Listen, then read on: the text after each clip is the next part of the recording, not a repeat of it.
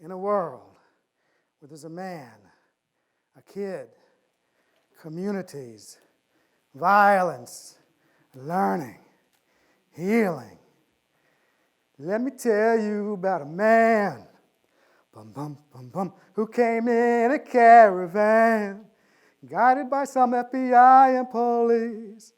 He was a Nazi leader, a member of the Klan, who carried out a casual plan.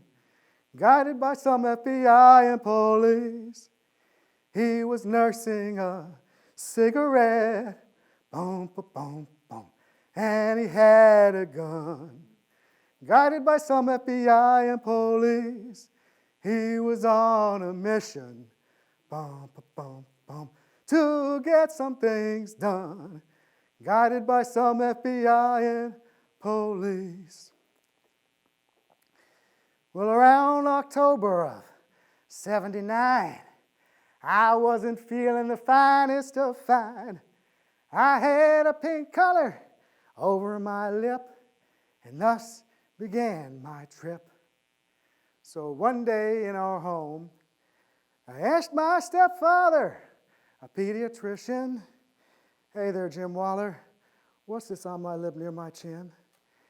He said it could be impetigo, but I'm really not sure. I really don't know. Bum, bum, bum, bum, ba-da-ba, bum, bum, bum, bum. Bum, bum, bum, bum, ba-da-ba, bum, bum, bum, bum. He said I need a second opinion from another doctor. And I thought to myself, and I told him, I said, how am I going to find another doctor, man?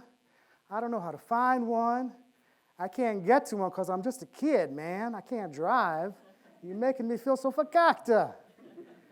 Well, we talked about it for a little bit, and we agreed. Since I'm going to the anti-Klan demonstration, there are 3 doctors with whom I can call. I can reduce some of my frustrations when I can find Dr. Mike Nathan, Bill, maybe Paul. So on the morning of November 3rd, 1979, Jim Waller, who was my stepfather, and I were with about 50 to 100 people getting ready for an anti-Klan demonstration and conference at Morningside Homes. Now, Morningside Homes was one of many struggling communities, and later it became what it is today, Willow Oaks, because some people are trying to erase some of the past. Well, on the morning of November 3rd, I asked around, have you seen Paul, Bill, or Mike? And someone said, Mike is over there. So to Dr. Mike Nathan, I was referred. And I went over to him, and I put my finger on my lip like this, and I said, do you know what this is? And he looked at it briefly. He said, impetigo. I said, are you sure? He said, definitely. Well, I was anxious to tell Jim that he was right, because he was usually so sure. You know what I mean? So confident, so sure. Not with a maybe or might. And I was lucky to find him in sight. And I told him, I said, Jim, I just asked Mike about my lip, and you're right. He said it's impetigo, definitely, he's sure. And I think Jim was setting up the sound truck. And Jim said, I'm busy now, later we can talk. So to some singing I did walk. For a few minutes or so I joined in, and then found myself wandering. I found myself at a pile of signs. I bent down and chose one to become a bang, bang, bang! When I heard a noise that was very loud, and I thought, what the hell is that? I don't know, man. I don't know, it sounds like a car backfiring, but I don't know. So I turned to my right, and I didn't see anybody. I turned to my left, and I saw a bunch of people running. So I followed a crowd. My mother ran with us, and then she and Dale Sampson ran back to the scene to find out what was happening. I found myself with others in a wait and see. And years later, I learned that the woman who opened her doors, her apartment doors, to us was demonstrating with us. And her name was Mrs. Greenlee. Thank you, Miss Greenlee. Thank you for opening your doors to us. We appreciate that. My mother soon came and got me as we ran through the streets. For the words she told me, I always remember. She told me, she said, Jim is dead, and others are dead and wounded. And that's how I learned of some of that day's bloodshed. On the 3rd day of November. So it turns out I might have been one of the last people to talk with Jim right before he was killed. Well, Nelson Johnson, who was one of the main organizers of the demonstration and conference, was with Jim Waller when Jim took his last breath after being shot in the back, dead. Sandy Smith was protecting children from gunfire. She was shot between the eyes, dead. Bill Sampson was gasping for air after being shot, dead. Caesar Cosse, I can hear his widow right after Flores. I can hear her. He didn't even have a gun on him. He didn't even have a gun on him, shot dead. Mike Nathan, shot in the face, head. 2 days later on Jim's birthday, dead. Paul Bermanzon, shot, paralyzed. Nelson, stabbed. And Paul and Nelson were 2 of more than 10 people who were wounded. And there were different perspectives of what happened. And even years later, people wanted to know more. So they set up a truth process around 2004. Actually, I think they started working on it around 1999, and truth commissioners were sworn in around 2004. They kind of knew what they wanted to do, so they talked with people like Reverend Bengani Finca and Bishop Desmond Tutu from places with truth commissions like South Africa and Peru. Well, they put together the Greensboro Truth and Reconciliation Commission, which I'm going to refer to as the GTRC. And they wanted to find a collective truth. So they reached out to different organizations and invited them to invite people to be on a panel to choose truth commissioners. I think there were about 17 different organizations, including police, NAACP, and Sons of Confederacy.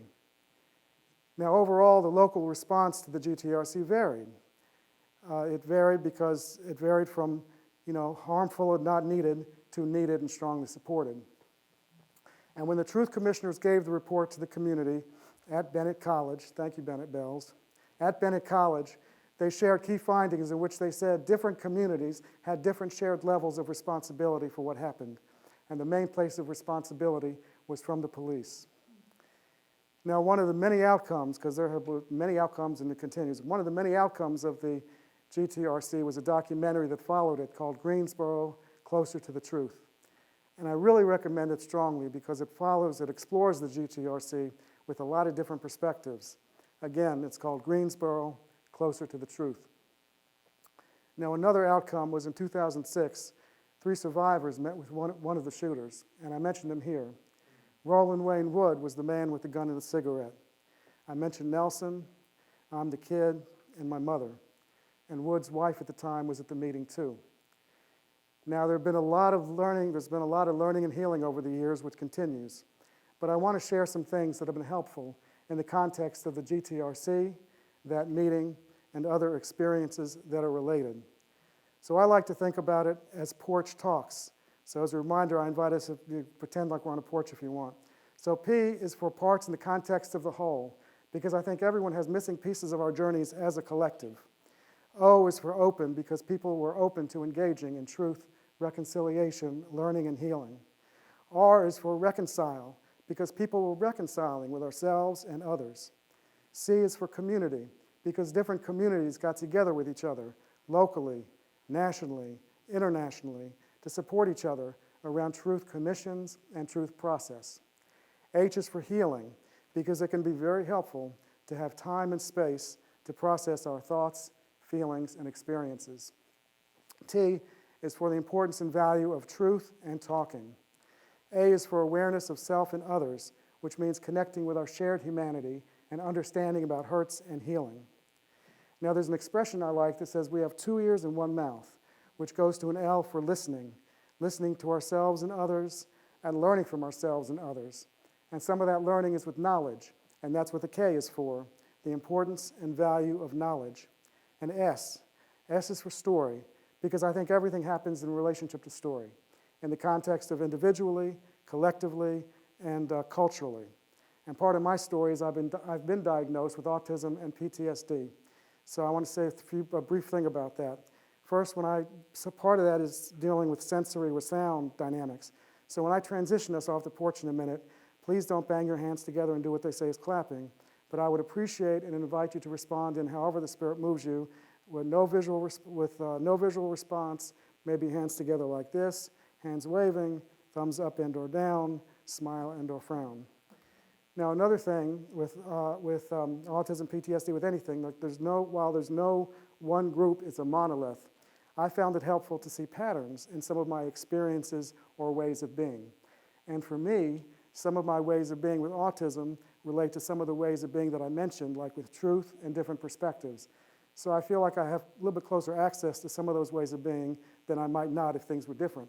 But I think everyone has access to all these ways of being. It just depends on how it's been squashed or nurtured. So again, because of my sound dynamics, I'd appreciate, please don't bang your hands together and do what they say is clapping, but I'd appreciate if you respond in any of the following ways, however the Spirit moves you. In no visual response, hands together like this, hands waving, thumbs up and or down, smile and or frown.